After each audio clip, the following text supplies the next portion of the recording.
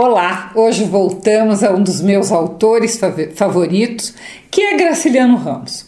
Aqui no canal você encontra a resenha com análise dos livros mais famosos do escritor alagoano, como Vidas Secas, Infância e Angústia. E também a biografia do escritor na playlist Quem Foi, né? Que é aquela playlist que eu faço as biografias. Vou deixar então todos os links na descrição, se você não viu, quiser ver, você vai criando, né, um quadro e entendendo melhor o escritor. São Bernardo é um livro que cai em provas, então eu vou resumir, analisar e marcar os principais pontos com você. Já peço que deixe seu like, seu comentário, se inscreva no canal e compartilhe o vídeo com quem precisa, né? Vamos ser generosos. Eu tenho São Bernardo, eu peguei só 4 volumes. Nesta coleção, eu tenho essa coleção inteira, uma coleção da obra toda do Graciliano, mais velha do que eu. Publicado em 1934, São Bernardo é o segundo romance do escritor e conta a história do personagem Paulo Honório, um homem que teve uma vida muito difícil, mas que através de muito esforço, ambição e uma personalidade, eu diria, pragmática, focada no objetivo de enriquecer a qualquer custo, ele consegue sim adquirir uma fazenda, que depois vai se tornar uma grande fazenda, que se chamava então São Bernardo. Então o nome do romance é o nome da fazenda. No início do romance, o Paulo Honório diz que planeja escrever o livro que nós, leitores, né, vamos ler. E para isso, ele convida algumas pessoas para ajudá-lo a escrever esse livro. Quem são essas pessoas? São as pessoas ali mais próximas dele. O Padre Silvestre, o João Nogueira e o jornalista Lúcio Gomes Gondim. Esse jornalista era diretor de um jornal ali da região chamado Cruzeiro. Não tem nada a ver com a revista Cruzeiro, tá? Logo no começo, o Paulo Honório percebeu que ele não se entendia com seus colaboradores, era a sua vida. Ele não gostou dos primeiros capítulos que foram escritos e arrumados ali em conjunto, e assim ele resolve escrever as suas memórias, a sua história sozinho. Ele vai ser o narrador, então, e o personagem principal. Por causa disso mesmo, então, a história é contada em primeira pessoa, isso você já tem que marcar, pelo próprio Paulo Honório, que já se diz velho e solitário quando decide relatar sua vida e refletir sobre os motivos que o levaram até ali, até a solidão e não diria um fracasso total, mas um fracasso mais na área pessoal. Não vai ser uma empreitada fácil, porque Paulo Honório, com seus 50 anos, que na época era considerado velho, hoje não mais, admite que não está acostumado a pensar. Veja, não é que ele não está acostumado a escrever, ele não está acostumado a pensar. Entretanto, ele diz que não quer bancar o escritor e nem sabe bem por que escreve. Então, é interessante isso, né? É uma coisa de busca da identidade quando você escreve as suas memórias. A narrativa começa com o Paulo Honório contando que na sua certidão de nascimento não constava nem nome de pai, nem nome de mãe, só nomes de padrinhos, que ele nem sabe quem são. E que ele não tem certeza nem se nasceu mesmo no dia de São Pedro, como está ali na certidão de nascimento. Ainda criança, ele se lembra de andar muito solto por aí e que acabou indo morar com uma velha chamada Margarida, que vendia doces e ele ajudava a Margarida a fazer os doces. Era uma vida de miséria e trabalho muito, muito pesado. Aos 18 anos, O Paulo Honório foi preso porque esfaqueou um homem chamado João Fagundes, porque esse moço, João Fagundes, havia se metido com a Germana, que era uma menina com quem o Paulo Honório estava saindo, né? E que ele descreve essa Germana como uma cabritinha, sarará, muito assanhada. Então isso você já vê que são termos próprios da região, tá? Cabritinha, sarará. Além de levar uma surra do delegado quando ele esfaqueou, ele ainda ficou preso por 3 anos, 9 meses e 15 dias. Quando ele saiu da prisão, ele estava muito diferente e ele só pensava em ganhar dinheiro a qualquer custo. Ele viajava pelo sertão do Alagoas ali inteiro, vendendo tudo que ele conseguia comprar fiado. Então ele comprava fiado, vendia, depois é que ele pagava o que ele tinha comprado. Ninguém lhe passava a perna e quando tentavam, ele sabia ser violento. Nós já vimos que ele esfaqueou outro, ele era realmente um homem violento. Ele resolveu um dia se estabelecer em Viçosa, que é uma cidade do Alagoas, e ele sempre vai se mostrar um homem de poucas palavras, com pouca educação, mas com grande talento, um talento nato para os negócios. A sua vida muda quando ele decide comprar uma fazenda ali da região que estava falida, porque o pai havia morrido, que era o dono da fazenda, e essa fazenda então era a Fazenda São Bernardo. Então ele faz toda uma trama, ele vai emprestando dinheiro ao filho desse antigo proprietário, o herdeiro, que era o Padilha, e o Padilha, ele não era jovem, não queria saber de trabalhar, vivia na farra, então foi muito fácil ir enrolando o Padilha para o Padilha ficar devedor do Paulo Honório. Paulo Honório, na verdade, só era acompanhado o tempo todo por um empregado chamado Casimiro Lopes, um homem extremamente simples, crédulo e fiel, e também de poucas palavras. Aliás, o Paulo Honório acreditava que o Casimiro não tinha nem noção do mal que ele praticava a serviço do seu patrão, que era o próprio Paulo Honório.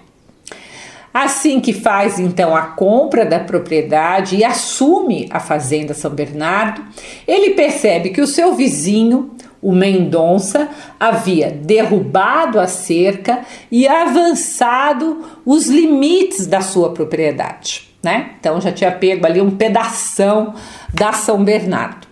O Paulo Honório tenta conversar com o vizinho, mas os dois decididamente não se entendem e há como uma ameaça velada e mútua com caboclos armados dos dois lados, né? Ambos os lados foram conversar e levaram caboclos armados.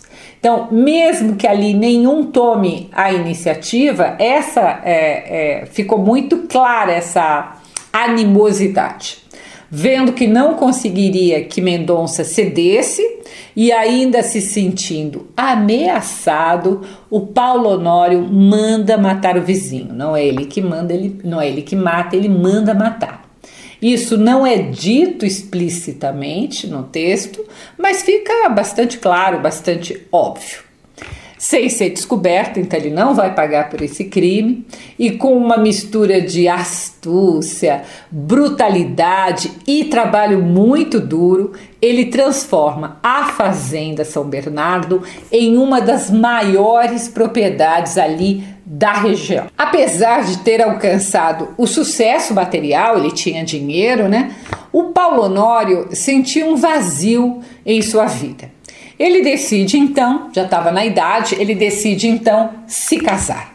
Ele conhece Madalena, uma professora muito idealista e culta, que havia chegado ali há pouco tempo na vila perto da fazenda. E a Madalena, ela era tudo que o Paulo Honório não era. A Madalena morava com uma tia chamada Dona Glória, uma pessoa que também não era ali muito fácil. E ela não queria se casar rapidamente, sem conhecer direito o Paulo Honório. Entretanto, o Paulo Honório era um homem acostumado a vencer sempre. Não aceita que seja um noivado longo, e ele acaba então por convencer a Margarida a se casarem rápido. O casamento, no entanto, não foi bom, foi um desastre, era conflito após conflito. A incompatibilidade entre os dois era gritante. Ele era um homem rude, autoritário, que via tudo à sua volta como propriedade. E ela era uma mulher sensível, estudada, livre, que buscava o bem-estar dos outros, né? Era muito idealista nesse sentido. A relação, então, dos dois, do marido e da mulher ali, é marcada por ciúme, por desentendimentos e a tentativa do Paulo Honório de moldar a Madalena à sua maneira, né? Ele estava acostumado que fosse assim com todo mundo. Ele não entendia a complexidade daquela mulher, daquela esposa, e a tratava apenas como mais uma de suas posses. Madalena, por sua vez, tentou resistir, mas a pressão e a possessividade do Paulo Honório a sufocavam. Eles chegam, inclusive, a ter um filho, mas não melhora nada. O Paulo Honório não gosta da criança e a Madalena não estava ali no clima de ser uma boa mãe. O clímax da história é quando a Madalena se suicida, quando ela morre, e deixa o Paulo Honório, então, sozinho com a fazenda e com a certeza muito triste, muito amarga, que ele tinha, por causa da sua busca de controle, ele tinha destruído um único laço verdadeiro, um laço humano que ele tinha com alguém, que era então a Madalena. A fazenda São Bernardo, ela se torna assim representação da sua vitória material, mas também uma representação da sua ruína emocional e existencial. Nos anos seguintes, São Bernardo também enfrenta graves crises econômicas, tem ali que terminar com várias atividades da fazenda, e os amigos deixam de lhe visitar. Eles visitavam para discutir política, era costume deles se reunirem sempre ali, esses amigos, que nem eram tão amigos, eram conhecidos, mas faziam companhia. No final, então, Paulo Honório se encontra completamente sozinho, rodeado apenas por suas terras, seu gado e seus empregados, mas sem ninguém com quem compartilhar a vida. E ele se arrepende de ter trabalhado tanto para nada, né? Lembra que ainda teve o problema econômico. Então, ele repete, abre aspas, estraguei a minha vida estupidamente, fecha. E ao terminar sua narrativa, que é o livro que ele está escrevendo e que nós estamos lendo, reconhece que a lida na vida, a busca por ascensão financeira, o transformou em uma pessoa egoísta, brutalizada, desconfiada, praticamente um aleijado de coração miúdo. Olha que bonito esse trecho, um aleijado de coração miúdo. E assim o livro termina. Vamos então à nossa análise. O romance é uma profunda reflexão, então, sobre a incomunicabilidade entre as pessoas. Como é difícil, às vezes, a gente conversar, se acertar com alguém. É a vivência das relações humanas, é a aridez do mundo, do capital, que aniquila os sentimentos e as pessoas, né? O capital, o dinheiro, passa a ser mais importante que as pessoas. Durante a narrativa, o Graciliano vai fazendo a crítica social, não apenas então ao capital, que coloca o dinheiro na frente de tudo, mas também ao sistema político, tá? Isso é importante, você tem que saber, né? Há um trecho em que o João Nogueira pergunta para o Paulo Honório se o Paulo Honório acreditava em eleições, deputados e senadores. E o Paulo Honório, apesar de não entender nada de política, ele diz que desde que ele se entendia por gente, ele via eleitores e urnas. E aí ele completa, abre aspas, às vezes suprimem os eleitores e as urnas, bastam livros, mas é bom um cidadão pensar que tem influência no governo, embora não tenha nenhuma, fecha aspas. Vejam que vocês precisam entender em que contexto esse livro foi lançado. Vamos lembrar que em 1934, quando o romance foi publicado, o Brasil já vivia a Era Vargas, que estava no poder desde a Revolução de 1930. E o que aconteceu em 30? Foi deposto o presidente da época, que era o presidente Washington Luiz, e as eleições para presidente haviam sido suprimidas, tá? Então, então o Vargas assume nesse contexto, e mais tarde, com o endurecimento da ditadura Vargas, Graciliano, que era de esquerda, como a grande maioria dos escritores é de esquerda, ele vai ser inclusive preso. Tá? Então você precisa entender por que ele faz essa fala de não ter eleição.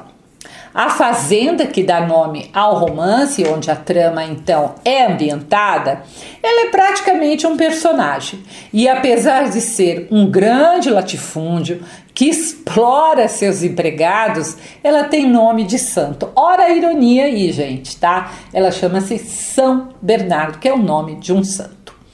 A própria disputa entre o Paulo Honório, que era um conservador, reacionário, e a sua mulher, que era uma idealista, que queria sempre ajudar os empregados necessitados ali da fazenda, o que o marido considerava um enorme desperdício de dinheiro, já nos mostra o conflito de classes e de posições, coisa que não se supera. Entra século, sai século, e é sempre essa discussão entre o poder e aqueles que querem melhorar a vida de todo mundo. São Bernardo é um romance modernista, e para ser bem precisa, ele é da segunda fase modernista, que traz muitos romances regionalistas, como é o caso de São Bernardo. Graciliano Ramos ambienta a história no interior de Alagoas, que é seu estado natal e que ele então conhecia muito bem. Quando ele era criança, eles rodaram muito, inclusive o interior do Alagoas, com a família, fugindo da seca. Um romance regionalista, ele não leva essa denominação apenas por se passar numa determinada região. Porque há histórias que são universais, que você pode tirar do campo, levar para a cidade, essas histórias podem ser transportadas e não vai mudar em nada, né? Mas no caso de São Bernardo, é um verdadeiro romance regionalista, porque a região influi na história. Não é apenas um cenário. O Graciliano usa os hábitos daquela região, as tradições, a maneira de agir dos personagens, aquela sociedade rude, as relações entre o homem e o meio, né, entre o homem e a terra, e até mesmo o linguajar da região. Há em São Bernardo expressões tipicamente do interior do Alagoas e daquela época, e que muitas vezes, eu que sou de São Paulo, quando li pela primeira vez, eu não conhecia, eu tive que pesquisar para saber o que aquilo significava. O final do livro demonstra um fatalismo dos que vivem sua existência rústica, insensível ao que realmente deveria se sobrepor, que é o bem-estar das pessoas, a felicidade. Mas isso fica em segundo plano. Tem um trecho em que o Paulo Honório pensa que se fosse possível recomeçar com a Madalena, mas ele nem termina esse pensamento do que poderia então fazer diferente. Ele diz, abre aspas, para que enganar-me? Se fosse possível recomeçarmos, aconteceria exatamente o que aconteceu. Não consigo modificar-me. Ponto. Olha o fatalismo aí, tá? Não tem mudança. Então, se você fosse transportar para os tempos atuais, pouca coisa mudou nos grandes latifúndios. O senhor das terras, daquela enormidade das terras, continua se achando o senhor absoluto e pagando muito pouco para aqueles que lhe dão lucro e riqueza, que são quem? Os seus empregados, né? Nem passa pela cabeça de um grande latifundiário dividir um pouco as suas terras. Você também tem de se lembrar que é um romance memorialista, em que o protagonista conta as suas memórias. Gente, sempre que é alguém contando as suas memórias, sempre é em primeira pessoa. E é muito interessante esse personagem do Honório, porque além de enxergar a si próprio, também ele é um observador dos outros. Então ele observa as pessoas comuns à sua volta, como o padre, o herdeiro, né, aquele que perdeu a fazenda, o dono de terras, o jornalista, e é através dessas observações que nós conhecemos o que ele pensa, o Paulo Honório, sobre essas pessoas. Normalmente, como homem, a gente ouve isso muito, né? Homem que venceu, né? Que conseguiu muitos bens, que aparentemente, então, venceu na vida. O protagonista se enxerga como superior aos demais e capaz de manipulá-los a seu favor. Então, isso a gente vê direto, né? Quem acha que é melhor que os outros porque conseguiu ali um dinheiro. Por outro lado, ao final nós percebemos que ele tem sim uma derrota pessoal. E nessa derrota ele não culpa a si próprio, mas ao meio em que vive. Ele diz, abre aspas, a culpa foi minha, ou antes, a culpa foi desta vida agreste que me deu uma alma agreste. Fecha.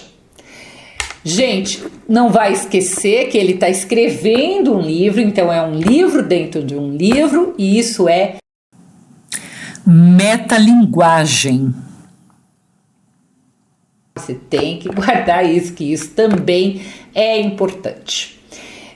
Eu creio que é isso, não é um livro difícil, é um livro que cai em alguns vestibulares, então você procura sempre pela playlist que tem livros e a sigla da universidade. Então, qualquer faculdade, você procura ali a playlist. Eu estou tentando fazer playlist de todos os vestibulares. Vamos ver se eu consigo até o final do ano. E se você quiser conhecer minhas crônicas, eu as publico todas as terças-feiras no meu site www.miriambevilacqua.com.br. Se inscreva no canal para acompanhar o que eu vou postando e não se esqueça de rever todos os vídeos perto da prova. Isso é fundamental, não é porque você viu hoje, quando chegar em dezembro, janeiro, isso precisa de novo ser revisto.